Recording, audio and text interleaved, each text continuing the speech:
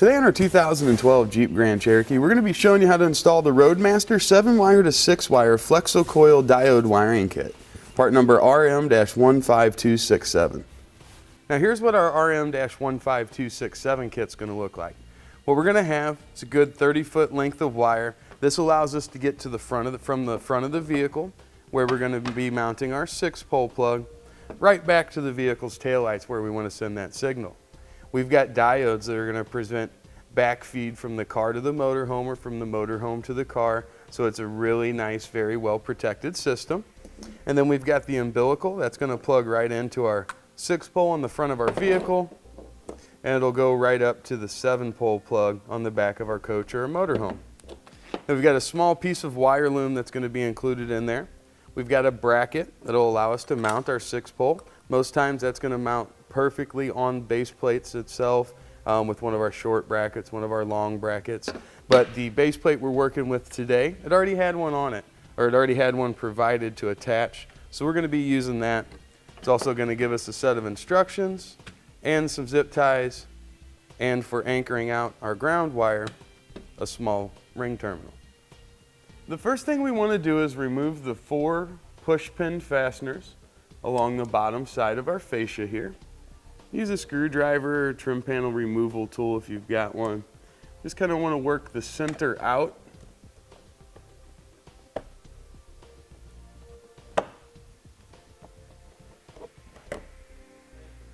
Now on each side we're going to have this little knob. It's going to be right behind the fascia here, just in front of the tire.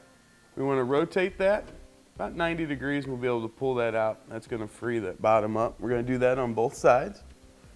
Now we'll pull out the rivets that are located here and here. Now to do this, we can either drill it out. We've got oversized tires here, so I can't get my drill bit in here. Use a utility knife to cut it off. I'm worried a little bit about scratching this trim piece here with the razor knife. So what I'm going to do is use a pair of side cutters. I'm going to stick my hand up in there right behind it, and I'm just going to clip it off. We should just be able to wiggle that there and get it separated. And then just pop it out. Now on our upper rivet here, we're going to have just enough room to get the drill bit in there, and we just want to hollow out the center.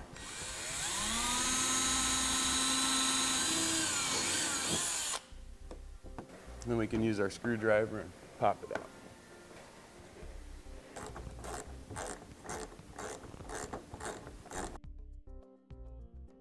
Then lastly, we'll come just behind the screw we removed, or the bolt that we removed, and take out the push pin fastener.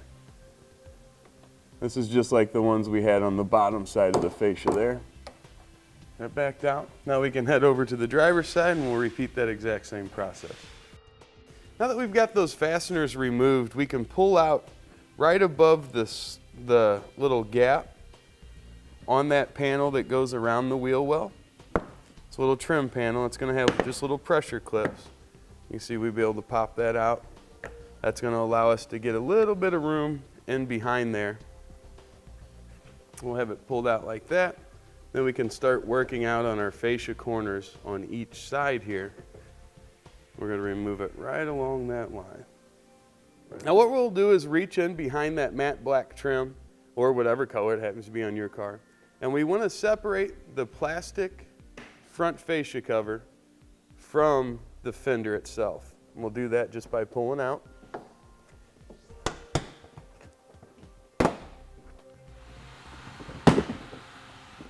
Now as we pull this down, you'll notice our fog lights are right here. So we're going to reach in behind there and disconnect each of the clips. Now to separate our plug-in here on the back of the fog light, we'll press in that tab. Just kind of wiggle it. That tab right there is what we press. Now for running our wire to the front, we'll take it. We're going to run it right over the heat shield here on the passenger side of the vehicle. That'll keep it protected from the exhaust there. We'll pull it on through. Then we'll go right up over our frame rail with it there, the subframe rail here at the front. Make sure we get out all of our slack there. And we'll just keep running it up forward. Now from there, I'm going to run it right up just below the coolant tank reservoir. We can run it right over the same direction our breakaway switch or air line or anything else would be mounted. Now we can bring it on over where we will be mounting our 6-pole plug. All right, then we just want to go through and secure it off in a couple different spots to make sure it's anchored and it's not going to touch anything sharp, hot, anything that might cause damage. Now we'll also be able to do a couple around this rounded frame tube here. It's going to offer us a really good anchor location. We'll have to use some longer zip ties than what come in the kit, so you might want to think about having a couple of those on hand.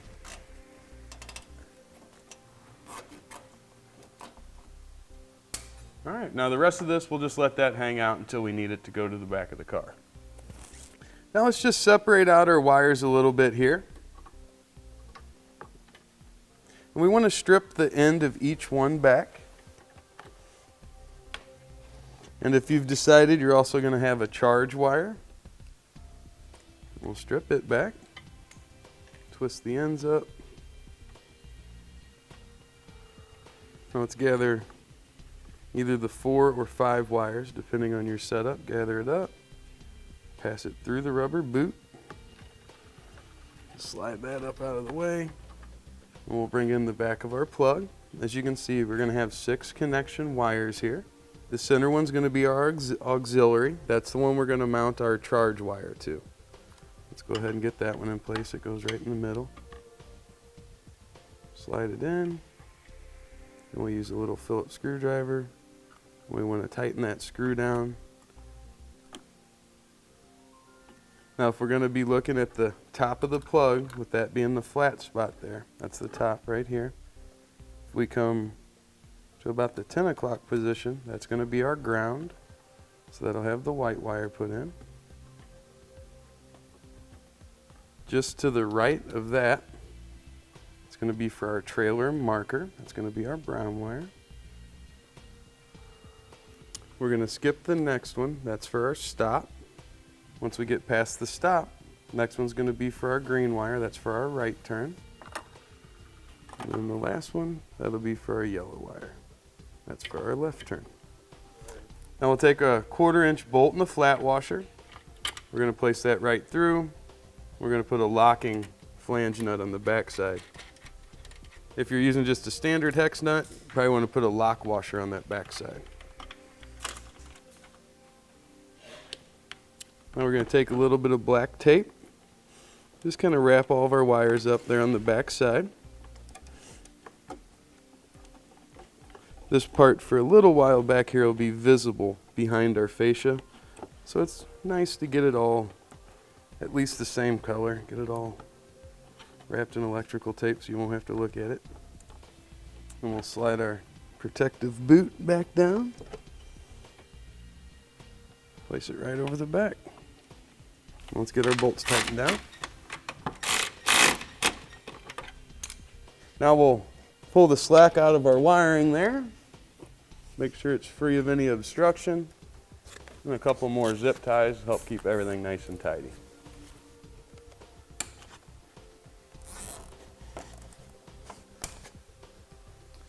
Now we need to get in behind each of our tail lights here, and we're going to figure out which wire controls what signal. So let's take out our push pin fasteners on each side here. You're going to see these every time you open that back door, so you want to be a little careful with these. Don't want to really scratch them up too bad or anything. Pull rearward gently here and get our housing separated from the body of the vehicle.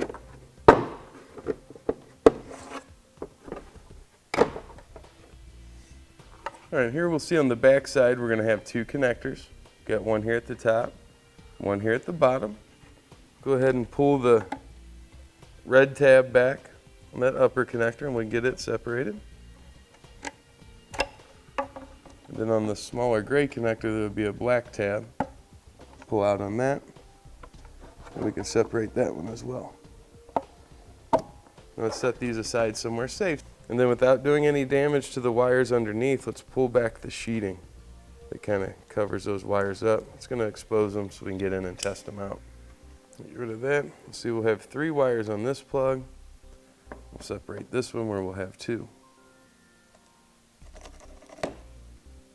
Now what we want to do is test out each of our wires. We can see where they run in. We've got a black, a white with orange, a white with yellow.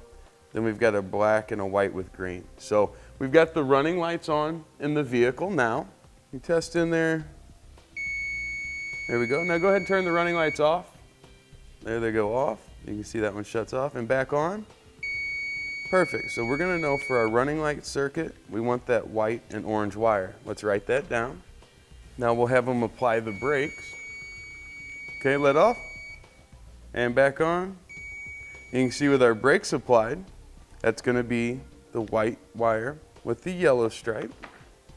And finally, we'll have them turn on our right turn signal. All right, so this is what they call the combined system. Since we're getting both our blinker and our brake light that comes through that yellow and white wire, we'll be able to use the single diode to work both the brake and the turn signal right through there. We won't have to worry about our gray plug. We'll be plugging that right back in. And we'll go over and run that same test on the driver's side, get that written down, and then we'll be ready to move on. Now we'll have them turn the headlights on. We can test our plug over here.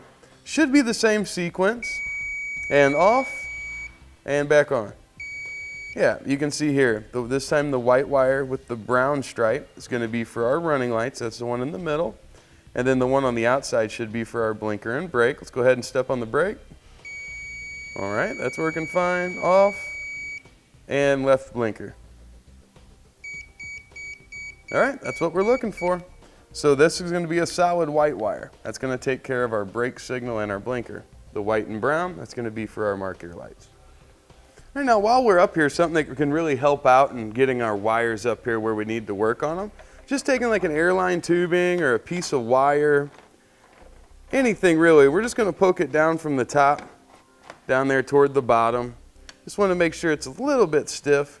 And what that's going to do is if we then reach in down here, we'll be able to find an attachment point so we can connect our wire here and then pull it right on up through where we need it to work on. Do the same thing for both sides here. Now right here's where that bundle of wire was. This is where we started running it towards the front of the vehicle. What we've done now is ran it back behind the heat shield, all the way around.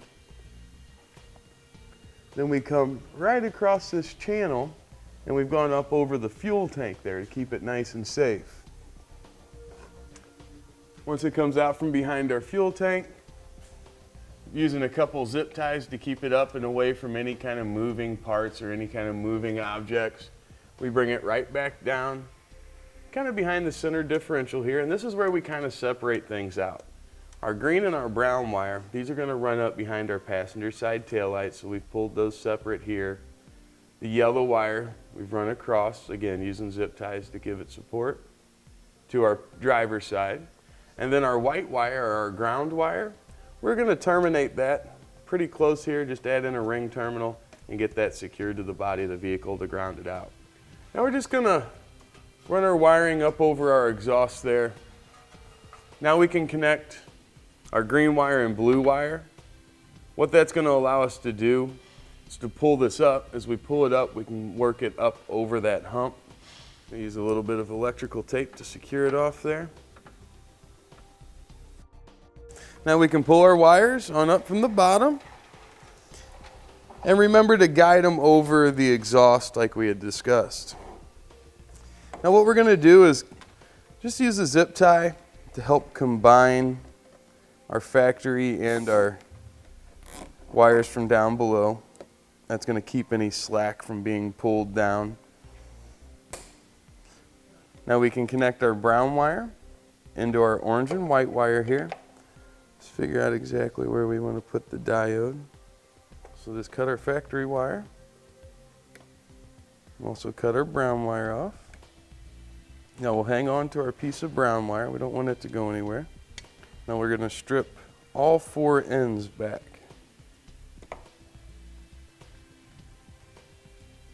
Now for our trailer marker lights, or for our running light circuit, which is going to be the brown wire, We're going to use the diode that has the yellow spade connector on it.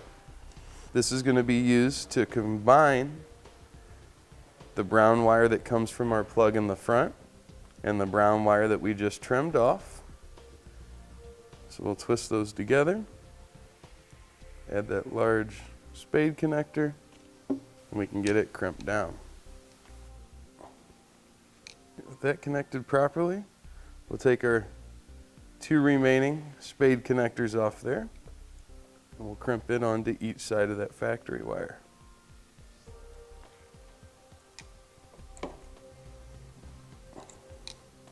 And what we're going to have is 2 inputs.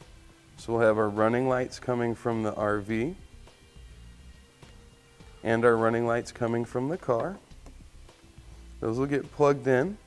Then we're going to have a single output, which that needs to be plugged into the side that our plug's on. Now we need a little bit of rubbing alcohol and a shop towel. We're going to be using this flat area right here to mount our diodes to. So let's get that cleaned up well. We can peel that cover off of our adhesive. Just put it right down there. Now the next wire we're going to deal with is going to be our white and our yellow. Let's get that sized up. I'm going to be connecting our green wire to that one. Let's get them stripped back and we'll add our diode in place. This time though, we're not going to be doubling up our green wire. I'll add a spade connector to the end of each of those.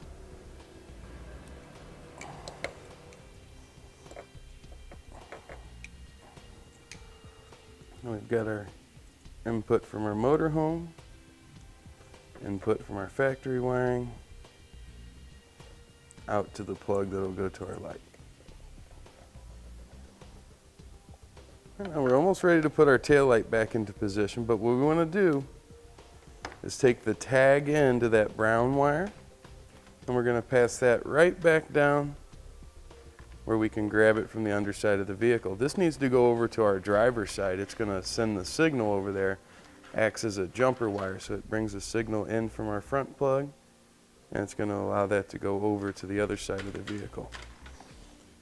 And we'll just slide our connections together here. Remember those locking tabs we want to push in.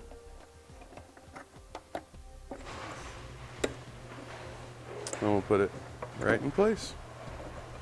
Then we'll just give it a firm push to get it popped back into position.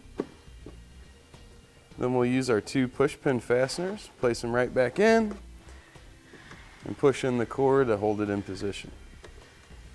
All right, nice and secure. All right, with our driver's side situated, let's go ahead and get our ground wire attached while we're underneath here. We're just going to trim it off, run it right up here to the body and ground it out. Now you might want to hang on to that extra piece of white wire depending on how you've routed your wire. You might need a little bit of extra to make the connection over there on the passenger side. And what we're going to do is strip back the end of our wire there. And we can use our provided ring terminal, or if you've got a different setup, if you want to use a different style, we're going to use a little bit bigger self-tapping screw, so we're going to use a little bit bigger ring terminal. Just slide it down on, get it crimped into position. Use our self-tapping screw and start our hole.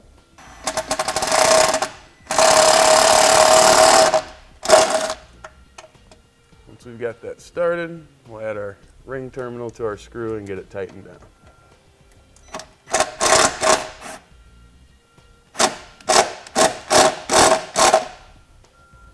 Now the brown wire that we've run down from behind the passenger side taillight, we're going to take over toward the driver's side. There's a good area right up here in between the bumper and bumper supports that we can run it, and we won't have to worry about it coming down.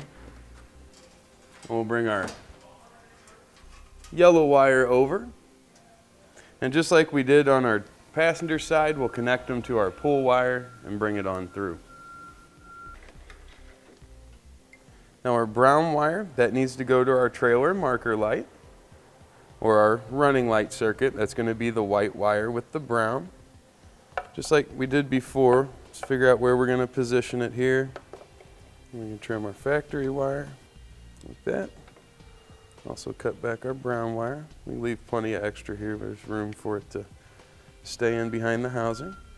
And we'll strip the end of each of them back and add in our diode just like we did for our other side.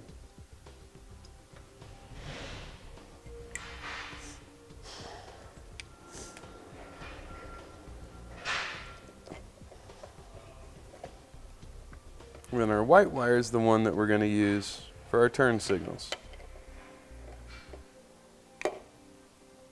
So we'll get our diode added in there as well.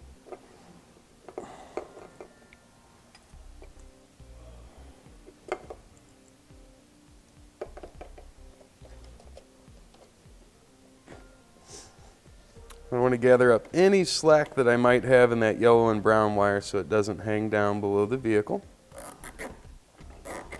Zip tie it off just like we did on the other side there. Tuck those down, make sure they're not going to get pinched here or here. We'll just slide our connectors back together here. And then get the taillight back in position. And we'll replace our fasteners.